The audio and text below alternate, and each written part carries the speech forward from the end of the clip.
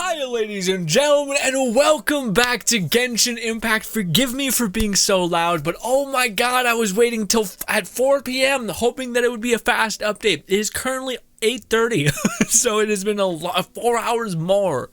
Whew. But alas, ladies and gentlemen, the first thing on the chopping block with 2.0, which is of course Inazuma, a bunch of content, brand new characters down the pipeline, as well as a big new area that cannot wait to unravel with you guys. But I wanted to get done the busy work that is of course ahead of us, which is, if we go up here now, we can probably see I went up, but okay, down, sure, all that. Boom! There she is, Ayaka, as well as, of course, the weapon banner, which is cursed, but now also is a little less cursed, but still just as cursed. Don't believe anyone who said it's not as cursed. It's still cursed. Epitomized path. Okay, so this is something that they added recently where you can actually choose your preferred get for one of these, and it basically stacks up 2 times. So at the very least, you're going to have to go to pity twice, and then you'll guarantee get this. But I do believe it continually gives you more of a percentage of a chance to get the one that you're actually wanting. So you would select the one that you're actually trying to get, and yeah, I would select that one. Also, if you cancel your progress, then you'll of course cancel your 2 legendaries. Now again, you could get lucky and get like 2 legendaries without going all the way to pity and get it early, but that's just hella rare and crazy. And also, I think getting 2 constellations of a 5-star character would go possibly further than an extra couple of weapons that are like that, but it depends. Sometimes there's like a rare weapon like the Staff of Homa that's just unbelievably broken. This one, from my understanding, is not that at all.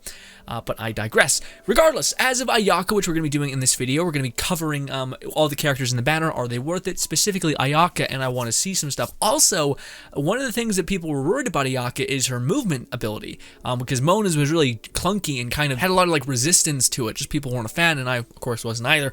But apparently they tweaked Mona's, which makes me think, okay, maybe Ayaka's is actually really good now and feels really good. It doesn't feel like it's stuck to stuff all the time, and like you're kind of just like a person riding around on Heelys or like rollerblades. You hit a rock, you just biff it. Anyways, okay, so on the topic of Ayaka's banner, it's good, but it's also very, very limited in the sense that it's just DPSs on DPSs with kind of 2 characters that can kind of not be that. But Yanfe is just a complete DPS. I don't know where else you would slot her. And then Ningguang is very slightly a support, but mainly a big DPS. That's kind of her main shtick, as well as she's Geo, so yeah. And then Chongyun is actually a really good support, but he's not the cream of the crop. It's not like a Shincho or anything like that. But regardless, the main thing that most people are here for is, of course, how does Ayaka play? And I'm very, very curious to see this. Oh, I think this just takes us to the land itself. No, this is Yuimiya's story. Why? Oh, okay, I guess we just get both. Okay, I thought it was weird that they're giving us Yuimiya's story first. Very strange. I wonder if we can actually play. Weird. I wonder if we can actually play Yuimiya in this kind of like story and get to see if we like her or not. Weird. Anyways, regardless, let's go check out Ayaka. That's the main reason for this video. Is she hot garbage? She's not going to be. Is she unnecessary? She might be. She, again, if you already have like a really leveled up DPS that's already killing almost everything in the game. Do you like her aesthetically? Yeah, then go nuts, of course. But yeah, she moves at high speeds in the form of a torrent. I didn't get to read the rest of my button. I accidentally clicked the button I wasn't supposed to. Great, great, fantastic. As of her aesthetic design, ooh, she's got bad turn-in from her feet. Anyways, all right, so this is the big moment. Sprint. Oh, okay. Oh no, that just okay, yeah. That feels really good. Okay, so yeah, the sprint made you feel like when you, for those guys who were just getting into Genshin or maybe you're coming back with 2.0, Mona, and the reason why people were worried about this sprint is because Mona's basically felt like you were diving into the ground and there was an animation to come back up. But this one you can basically combust and just reappear in half a second, which is actually really, really good, and I bet will feel crazy responsive. Not only that, but when you pop up with Ayaka, she's actually going to be doing a burst of cryo. She's going to be applying the cryo element to people, of course, which is lovely, but also her weapon is just doing base damage, and of course they gave her the new legendary weapon. But if she basically does her sprint and pops up, now her weapon is imbued with cryo, as you can see. And of course her attack combination is pretty fantastic, yeah, her sprint doesn't feel restrictive at all. That's awesome. And of course, yeah, her charge attack is so sick. Bah! Bah! It's so good. Anyways, let's go into her actual skills and her kit to see if they changed anything or if anything's different. So how did they build her? Of course, they gave her a great deal of crit, and of course, a decent amount of crit damage.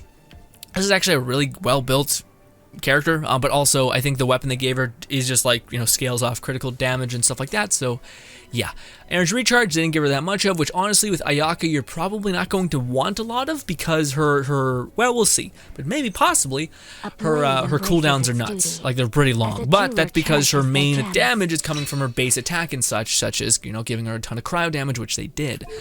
I'm sorry if I'm a little juiced, by the way. I just chugged my energy drink because it's 8, and I don't want to go to bed at fucking like 2 p.m. anyway, or 2 a.m. I mean. Anyways, yes, this weapon is amazing, basically giving you a crazy good base attack scaling as well as it gives you critical damage. But the weird thing with this one is it does seem like it functions around your elemental damage. Basically, when you get more stacks, you end up doing more elemental damage bonus. So of course, Ayaka is going to be doing a ton of cryo damage, so that's going to be benefiting her. I believe, yeah, when you get 3 stacks, it gets to 28. And again, you can get 5 of these and turn that 28 elemental damage bonus, which is like having another cup. Yeah, this is where I think people should be careful, because this weapon specifically is going to make Ayaka do those numbers that everyone's used to seeing now, like stupid high numbers. But if you're a normal human being who can't get like 50 R5 of these, or 5 R5s of these, then no, it's probably really going to be good, but not great. Or yeah, well, actually with just one of these it's pretty great. Anyways, this elemental damage bonus in combination with the character that just came out, Kazuha's elemental damage bonus, you're going to be stupidly supercharging your elemental output, the elemental damage output. So yeah, and of course they just gave her a silly amount of crit rate, because it's going to be super easy to always be basically apply cryo to people.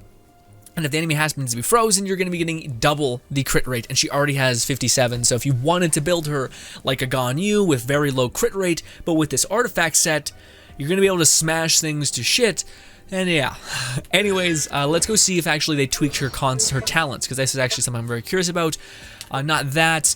Yeah, so this is on a 10-second cooldown and happens instantly. So you immediately cast this and it's on a 10-second cooldown. That's a hefty cooldown. Yes, and alas, this. So this is her ult. It's going to last 5 seconds, but then it's on a 20-second cooldown. And it costs 80 energy to do. Now the good news, this thing's probably going to do stupid damage. The bad news is that most things in this game come in waves, which is why, but this is the thing, if you're building her for high cryo damage, good crit numbers, good crit rate numbers, and she has an artifact set that facilitates her having a ton of crit rate, so you can basically just pump crit damage, then she's just going to be kind of good at default, I think. I don't think she's going to be a character, like if you're just getting into the game and you happen to just get her because you were wishing and you're like, ah, fuck. She's a character that I think is going to be pretty hard to mess up in terms of just needing a really solid main DPS. I think she's going to be great, but if you like to use your ult a lot and your E, not the character for you. But if you want to kill stuff pretty damn fast, I think she's going to be doing hella work. Yeah, so after we activate our E, we're going to have a boost to our normal and charge attack for 6 seconds by 30%, which is pretty crazy. Oh, wow. Okay, so when we hit somebody, we're going to be gaining 18% cryo bonus, as well as restoring 10% stamina, so we can basically keep 100% uptime. Whew, okay. Okay, yeah. Alright. Shit's getting crazy. How did they build you real quick? Not a lot of energy recharge, that's a little rough, but we have built-in energy recharge here.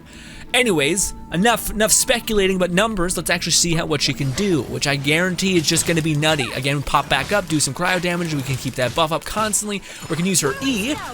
Alright, did a good bit of burst damage, and we're also dealing more cryo damage whenever we activate that, if I'm not mistaken. We can also do this, boba action. We can also do this. Okay, look at that! So I do think you probably want to activate your E before you activate your ult, because I think you get, well actually no, it increases your normal attack damage, right? So it's not as crazy. Also, that's a little bit of a sweet window you need to hit with that, which is surprising. Anyways, yeah, so we're going to do this. We're going to keep, again, it's really important to dash around, which most of us just do by default. I won in the ground. Again, let's do it again. Yeah, no, that felt pretty good. Again, let's just keep going. Let's keep running it back. All right, before we say anything too quickly. Again, it's just, I think it's going to be addictive, and it's kind of a weird playstyle to not use your basically, some of your abilities. Like, a lot of us like to sprint around, and with Ayaka, you don't want to do that constantly, because it kind of gives, you travel very far, which isn't bad. But yeah, using her charge attack also is pretty fantastic and fun. Also, yeah, her charge attack hits like multiple people in a very strange way.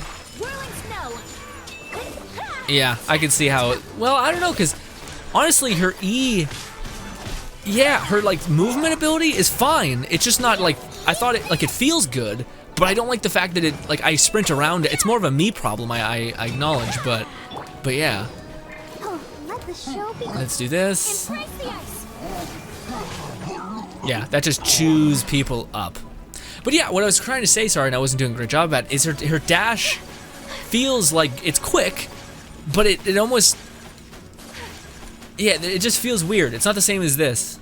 Or maybe it is.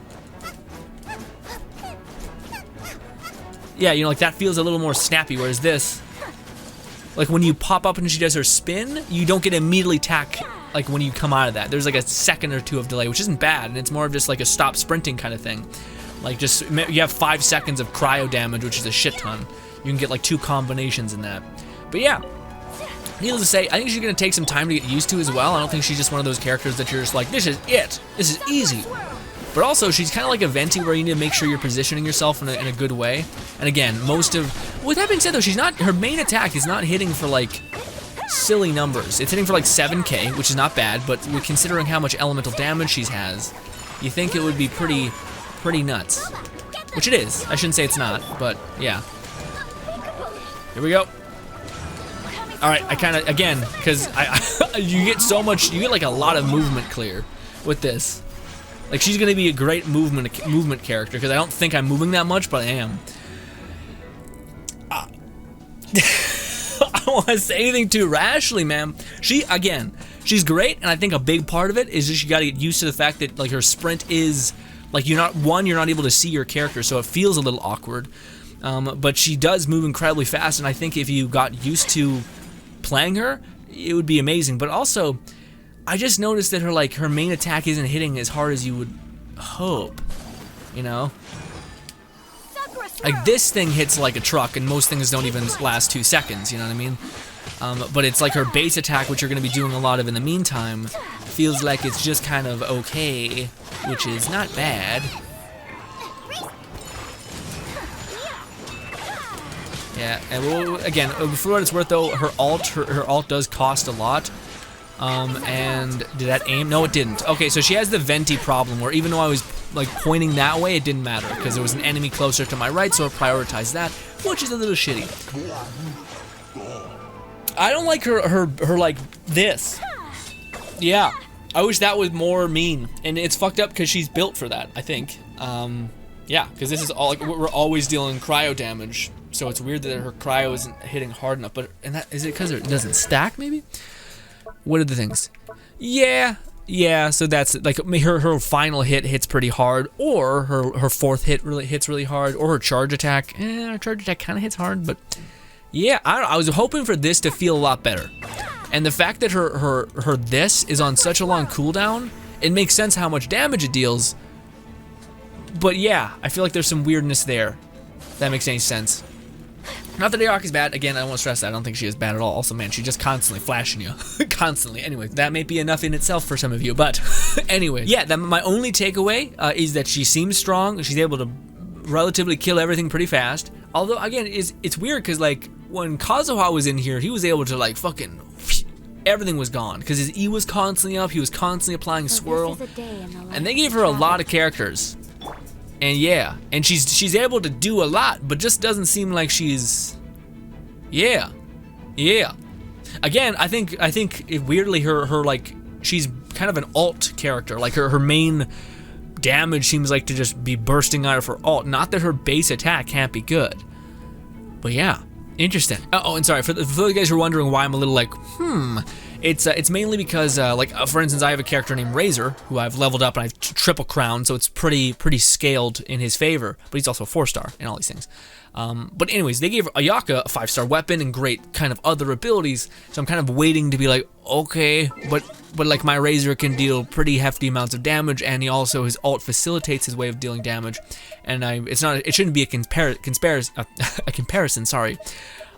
because they're just different characters. And again, I think she would out DPS my Razor if I've used her ult essentially. Also, thank you for the weird flowers. Cannot wait to go pick a lot of them.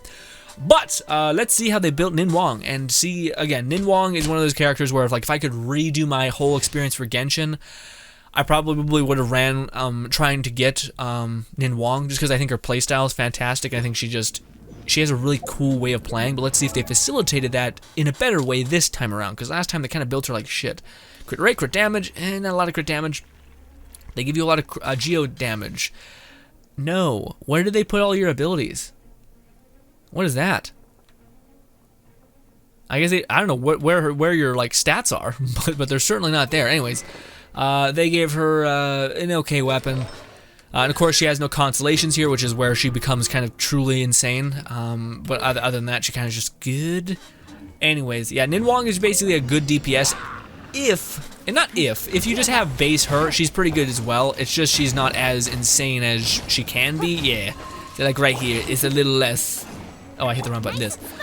Yeah, like right now we're just throwing rocks and she's doing okay damage, but nothing crazy, and we're stuck in a ball right now. But the way she plays is actually really interesting. So you can do, let's kill these people before we actually pop off. Yeah, see that they don't have her built really well at all. Anyways, so that curtains up. We can basically activate our hold. Okay, but some things can interrupt you. It's a little annoying. We can also do this. We can also reactivate that as soon as it's up again. That does a good bit of burst damage, and yeah, they don't have her built really well. But also, I won't lie and say that Ningguang is like, she goes from being like pretty okay DPS to like amazing with her constellation, to the point where like again, almost like it shouldn't even be a conversation about, like, she just changes fundamentally as a character when she has certain abilities up, if that makes any sense, or certain constellations activated.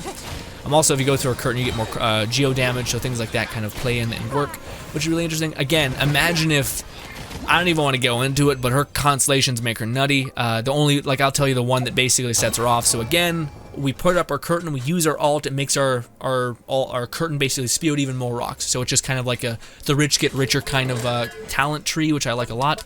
And if we go to constellations, her final one is basically after you activate your alt, you get 7 rocks to just spew out from your hands, which is another mechanic that she has, by the way. So we have those rocks right now, so if you hold charge, boom, we're going to launch extra projectiles. So if we use our alt, we are going to have max, or we're going to have 7 of those rocks, which normally we can only build up 3.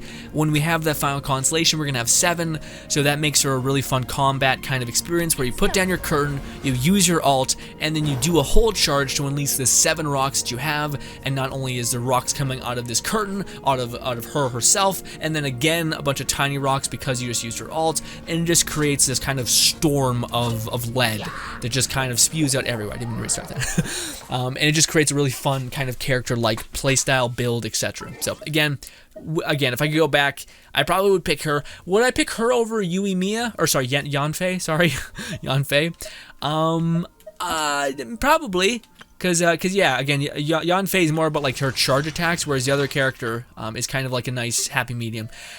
We may not cover Chongyun. Think of Yanfe exactly like Ningguang, except with the addition of, instead of her being like very into her alt, she plays with just 2 mechanics. And that's basically, you use your main attack to build up seals, and then when you do a charge attack, you consume those seals, deal a lot of damage. So she's kind of like a weird stack building berserker. And that's kind of the way she plays, but also she hits pretty fast and consistently, like we just hit for 7k, and that alt damage has mass AoE, so if there's ever enemies clumped up like this, which they're constantly enemies clumped up like this, you can just profit. You can also activate her E, which is just more Scarlet Seals, and again, at max stacks of your Scarlet Seals, you're going to be dealing even more damage, and again, it's like one of those things where like, Yanfe kind of has a skill ceiling, or not a skill ceiling, sorry, a ceiling, whereas a lot of the other characters don't necessarily have that.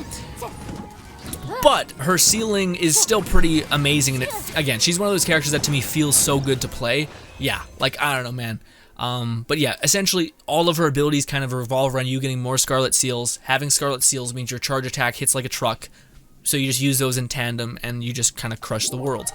And yeah, she's just one of those characters where I feel like if they could make every character kind of feel like Yanfe, that'd be awesome, because her attacks come out pretty fast. It just feels super responsive. Fuck it, let's go do Chongyun, even though I wasn't sure about it. But yeah, no, again, I think Yanfe is also one of those characters where if you're just starting out in the game and you happen to get that character, it's a fun character. It's kind of like a Razor, where it's just kind of like, it's goofy fun, and kind of hard to mess up. Anywho, this is Chongyun. Basically kind of like a weird DPS burst support.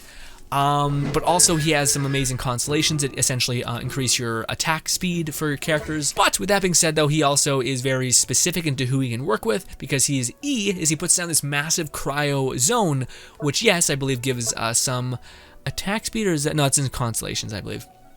Regardless, it imbues your damage to be cryo damage, which can be good for somebody like Ayaka, even though she doesn't really have a hard time producing cryo damage with her main hits. Regardless, if you're playing a character like Razor, who predominantly needs to deal physical damage to scale up his good damage, Chongyun kind of fights him tooth and nail. And again, his ult is just fantastic. It's super cheap, and it has a really short cooldown and hits pretty damn hard.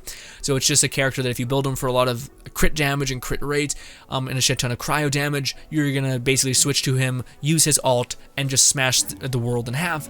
And it works out really, really well. But as far as him being like a main DPS, that's a little bit not quite it, if I'm being honest. Because yeah, he just doesn't seem like he hits very, very hard, not like a Razor. Not bad, again, 2000, it's not great, but it's something. But also I think they have him built for cryo damage, generally speaking. Also, we could do this. We could also do this. And see that ult damage is pretty good. Everything got annihilated, especially with Shangling's ult, which can be fantastic. Boba, please go. And again, we're going to be able to smash this person's barrier, because we're just dealing a shit ton of cryo damage, especially with his ult up like this.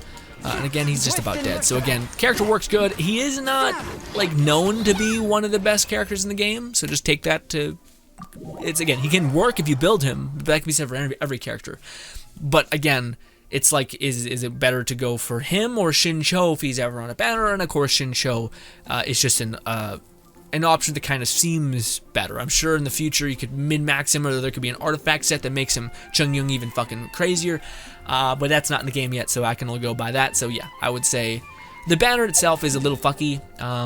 It's not great. It's good, not great. Honestly, it's filled with too many DPSs is the main thing, especially when the main character is kind of, at least to me, unarguably like a main DPS, even by Mihoyo's description. She's determined to be a DPS, so you have two other characters that are kind of also mostly main DPSs as well. It's just a weird banner. You think they would throw some sort of support characters on there, or maybe they didn't want to do that because the last banner was full of them. Feels weird. Regardless, yeah, honestly, I'm not very like jealous of Ayaka. It's not, but I'm also happy that they fixed her problem, so people who are gonna play with her don't have to play with the like weird finagly like dodge kind of ability. Also, that's something I want to quickly check out. So apparently in the patch notes they also fixed Mona, and by fixed I mean they kind of addressed the problem where Mona has this ability to do to move around. Oh, please survive just somehow there. So Mona's ability to like dodge into the ground, yeah, feels a lot less shitty. I don't know though, guys, if like one of the other issues, yeah, see that right there is a little fucky. Is it still bad? Let's see. Yeah, okay, I can kind of, well, maybe not. Okay, so basically, yeah, Mona's feels a lot better. She can basically pull out of her dive way, way faster, so it doesn't feel like you're stuck, which is nice. But I don't know if when you're like putting around, if you like hit a ledge and you'll just hard stop, which was a thing with these characters that do kind of combust and kind of move fast through the air. The move fast kind of gets or falls apart when you hit a pebble and you're like, fuck, I can't move, and then you got to kind of do one of these. Try to come around again, and it works. But yeah, but also with the new artifact set, I most definitely should build Mona, but that's more on the list of things to do, which is inevitably getting longer. Anywho, especially with Inazuma all around the corner. The question is, though, my friends, how the hell do we get to Inazuma? A question I think we'll ask in the next video. Ooh, look at that!